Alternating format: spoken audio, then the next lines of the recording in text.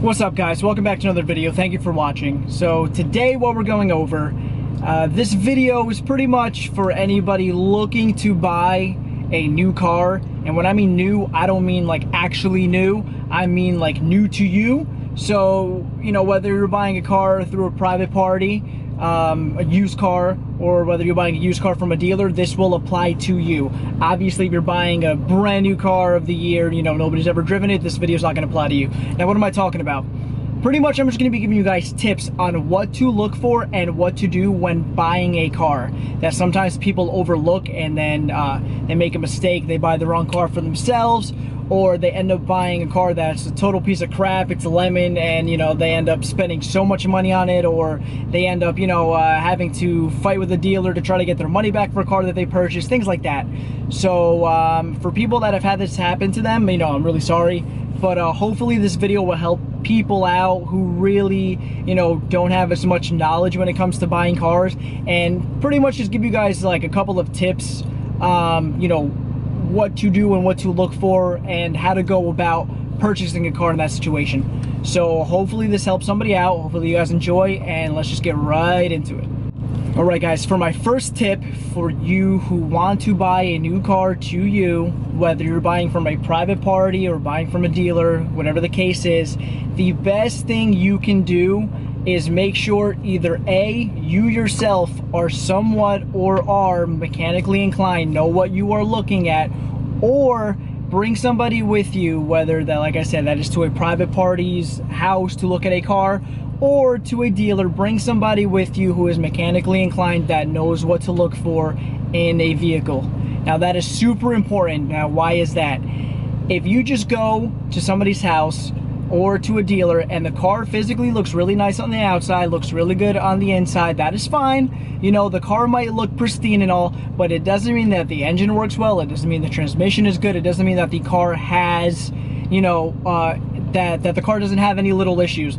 If you bring somebody with you who knows what they're looking at, who knows, you know, about cars, then they will be able to tell you, look, you know, the car looks nice, but it has this, this, and that issue, if that is the case. You know, a lot of times, I would say this is more in the private party world when selling cars. There are people that are not honest, and, you know, their car will look good, it'll look clean, it'll look nice, you know, the interior is really nice and clean, the exterior is really nice and clean, which is great. Obviously, that is a part of you purchasing a car, is, you know, if a car is looking nice, but you know, the car may have issues. Maybe they did, you know, a whack job fixing it. Maybe the car had so many problems, that's why they're selling it. Things like that. If you bring somebody with you who is mechanically inclined, that knows these things, knows what to look for, and, you know, like little noises the engine might make, things like that, it'll make your purchasing a lot easier. They can just tell you, you know, hey, you know what?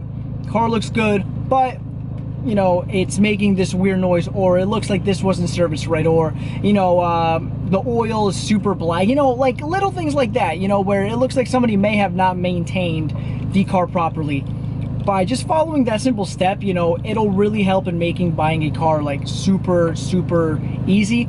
The same thing goes with the dealer too. That's not just private party. A lot of times, you know, people trading cars, or dealers buy cars from auctions that are, you know, like not good, and, you know, people have the tendency to think, oh, because it's at a dealer, there's nothing wrong with it, and that's fine. You know, a lot of people think that way, but that's wrong.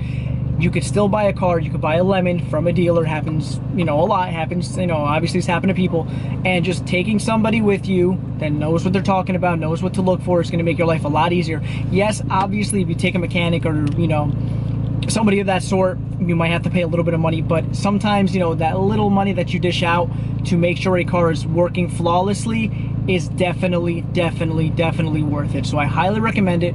If you yourself are not mechanically inclined, the first thing to do is get somebody who knows what they're looking for, and that'll make your purchasing a lot easier. So that's tip number one. All right, guys, tip number two, and tip number two is super crucial.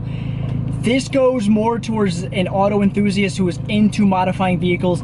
Never buy a modified car, ever. It is the worst thing that you can do. Typically, and you'll see it all the time, a private seller, you know, will have X, Y, and Z car for sale, and then they'll put a, you know, a model list in the description, on how, it has all this work done to it. It's tuned and full bolt-ons and, all these things, and that the car was never beat on. And I think that's super silly. To me, it doesn't make sense. I mean, at least to me, it doesn't make sense that somebody would spend thousands of dollars in tuning and parts and all this stuff just so that they can just cruise along. No, you buy bolt-ons and you tune the car and things like that to make the car faster and more enjoyable to drive. Now, obviously, a car that has work done to it will be super enjoyable to drive, but that's not something that you want to buy. You don't want to pick up somebody else's project. It is the worst thing you could do. 9 times out of 10 or more, if that's even possible, these cars have been beat on, okay? You don't know who installed these parts. You don't know where they got the car tuned. You don't know if these things have been done correctly. It is better to start with a clean slate, buy a car that is 100% stock, and if you plan on modifying it, you do it your way, okay? You buy the parts you want. You take it to the tuner that you want to do, to where you want to take it, where you feel comfortable, because you don't know who did what. You don't know what's been touched. It's just a bad thing to get into. You can spend thousands of dollars on a car like that and it becomes a money pit, and the car will never run right because before you bought it, somebody beat the balls out of it. Somebody beat it up completely, and you won't know. Maybe the car acts right there, then and there. Somebody checks it out, it's cool, whatever, and then a couple of weeks down the line, you're SOL and you're stuck with a car that you paid so much money for and you can't do anything with it. And obviously, you sign all this paperwork. You can't go back, to the buyer and tell them, oh, the car broke. You knew what you were buying. You knew that there was stuff done to the car. Most of the time, it is in the description of the post that you're buying the car from if it is a private party. So you screwed yourself over. There's nothing you can do. Either A, sell the car broken, lose so much money. B, put money into it and not even know if the car's going to run right after you fix everything. So it's just a big problem. If you want to modify a car, do it yourself.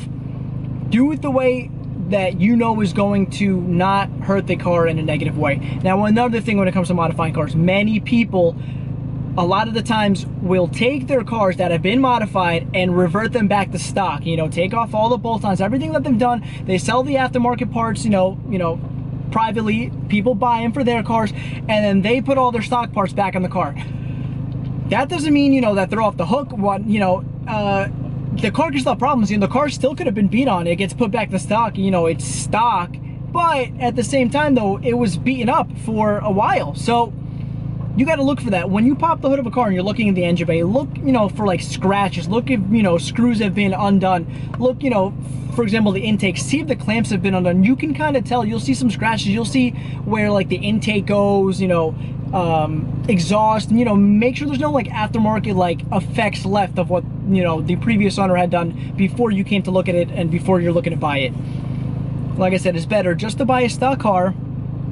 Don't get that headache. You know what, you might think you're saving money, and you might in the short-term sense, you might save some money, but in the long term, there's a bigger probability that something's going to break because of somebody beating on the car for the things that they have done, or the parts that they have installed have not been done correctly, and you're going to have a headache for weeks, months, even years, and you're going to keep spending money into a car over and over and over again until you get sick of it, and you're not going to know what to do. And then a car that you thought you were actually saving money on, you actually spent way more. So keep that in mind. Never buy a modified car. You are going to have headaches with that. So guys, tip number 3, another important thing is you want to buy a car that has a good service and maintenance record history. Just because this also goes for private party and dealers, okay? Make sure you get all the records of what's been done to the car. Make sure you get a Carfax. Make sure that the car's never been in any accidents, things like that. Because if you buy a car blindly and you don't know, how the car's been maintained, that could be an issue as well.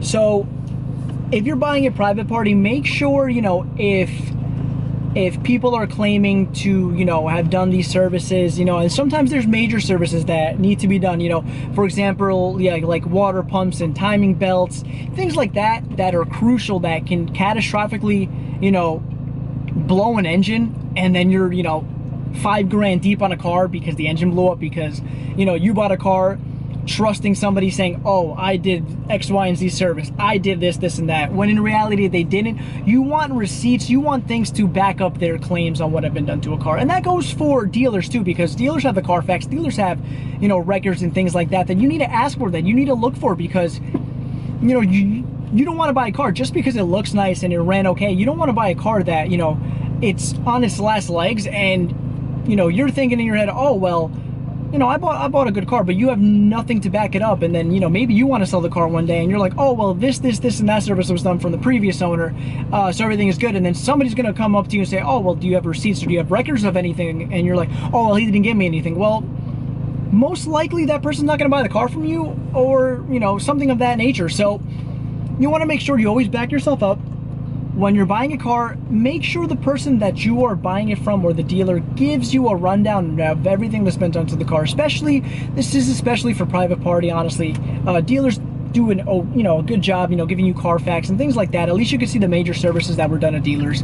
But make sure if you're buying it from somebody, please just, a lot of people keep records like books, folders of all receipts and stuff like that. I know me personally, everything that's been done to the car at shops and stuff like that, I have all the receipts put away. So if I ever end up selling any of my cars, I, you know, will give them those records, that folder that says, you know, all these services were done, the mileage, the year, the day, everything. So that person has a peace of mind to say, oh, you know, this person's being truthful, I'm gonna trust them and I'm gonna buy this car. It makes selling a car and buying a car just that much easier in that sense.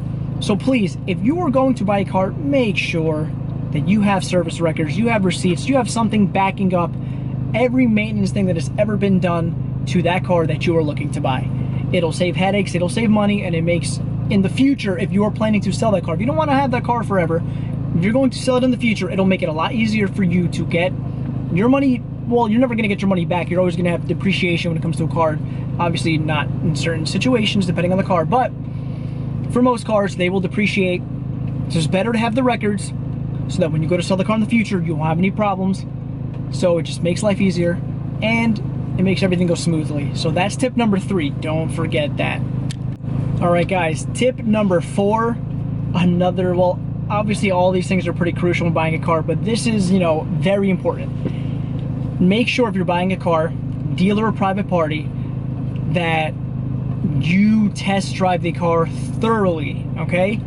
Never buy a car that you do not test drive. That is the dumbest thing anybody could do.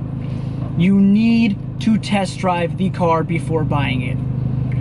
A lot of times you could look at a car could be idling, a car could be okay, and you're like, oh, this car is fine, whatever, I'm gonna buy it. No, make sure you get a thorough test drive of that car. All different kinds of speeds, you know, a lot of turning, go and stop, do some highway driving, because that's how you're gonna know if a car actually feels right on the road.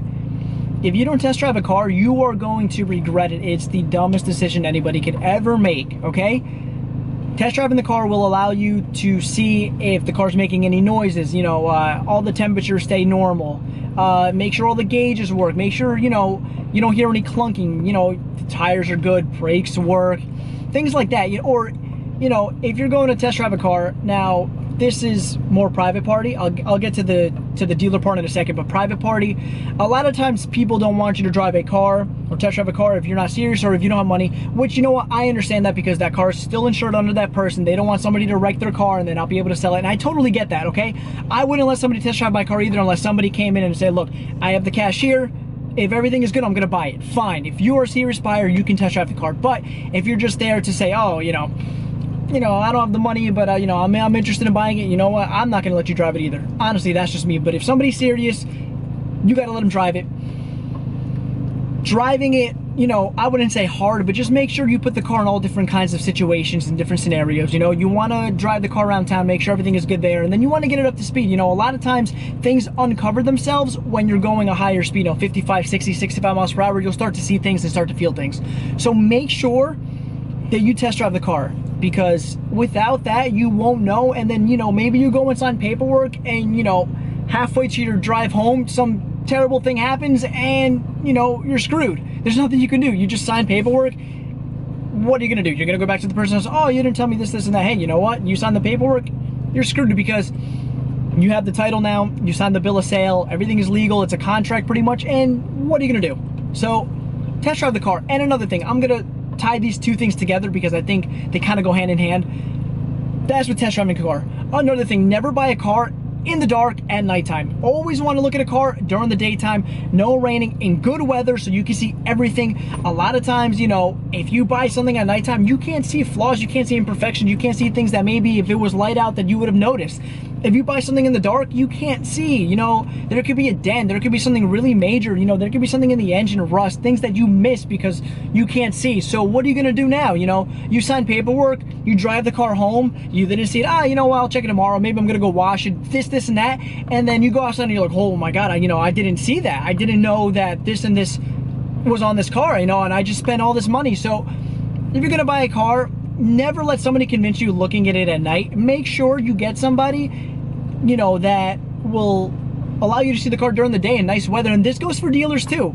You know, this is gonna go for dealers too, because you know, you go to a dealer at nighttime, you sign paperwork, you sign a deal, and you leave with the car and you don't see everything either. And you know, depending on the salesman, they might not be honest. They might not disclose on, you know, some dings or dents or scratches, things like that, that maybe will make or break a deal for you. So make sure you're test driving your cars, people. Make sure you're not buying a car in the dark, because you're gonna get surprises, and then it's gonna lead into more money spent, and that's not what we wanna do. You wanna get a good deal for yourself. You wanna be happy with your car, and you don't wanna buy a car and then have to put all this money into it, obviously, okay? So be smart, test drive your cars, look at your cars during the day. It'll make life so much easier, okay? All right, guys, last tip I have, it's pretty simple, but it's super important, and that is, don't be afraid to walk away from a deal. Don't be afraid to say no. It is okay. A lot of times when we go to buy a car, we are so excited. You know, you have the money, you're ready, you know, you've been looking at cars for so long and you see one that you love and, you know, you just gotta have it. If the numbers aren't right, if something makes you feel like weird about the car, don't just buy it to buy it. Don't be afraid to walk away. Don't be afraid to say no. That is okay. You know, you'll feel better within yourself that, you know, you don't second guess and say, hey, you know what? I don't know why I bought this. I can't believe I bought this. I made a mistake. You don't want that to happen. If you get a weird feeling about a person selling a car, or even a dealer, you know, the car doesn't feel right to you, or there's something telling you not to buy it, it's better not to. Don't just buy out of impulse. Don't make decisions like that, because if you're irrational, most likely you're going to regret your decision, and that's not what you want when buying a car, because cars cost thousands of dollars in most cases, and you don't want something that costs so much that you've worked so hard for and you regret buying it in the end, okay? Walking away is okay. Saying no is okay. Other deals are gonna be around. Maybe there's a car you're looking at and you thought you would love so much, and in the end you really didn't like it as much when you drove it or when you saw it, you know? So keep your options open, and it'll make purchasing a car a lot easier. Obviously, if you drive a car and you love it and the deal is good, everything is good, you know, everything checks out, get it. But if you're having doubts and you're second guessing yourself, it's better just to walk away. Maybe you need another day. Maybe you need to go look at another car, maybe another deal that you found, you know? So walking away and saying no is super important. Even though we get super excited and we make impulse decisions, sometimes it's better just to calm down and really soak in what you're doing, because remember, this is $1,000-something debt if you're getting a loan, or you're spending, you know, maybe you saved 6 months, a year to buy a certain car, and then you're like, wow, you know what, I can't believe I spent that much money. So guys, please, walking away and saying no is super important if you're not 100% on it, okay? It'll make whatever car you do end up buying that much better, that you know you made the right decision, okay? That is my last final important tip that I'm gonna give you guys today. Obviously there's more, but I think these are like the 5 that, you know, I can relate to and can explain the best for you guys. Thank you for watching so much. Thank you so much. The channel has been doing a lot better. Still small, but you know, it's been growing slowly and I really appreciate it. Hopefully these tips help anybody trying to buy a car. Think before you buy. It is the best thing that you can do. You don't want to make any mistakes, because in the end you're gonna regret it. So more videos are gonna be coming out soon. Thank you guys for watching. Have an amazing day. Peace out.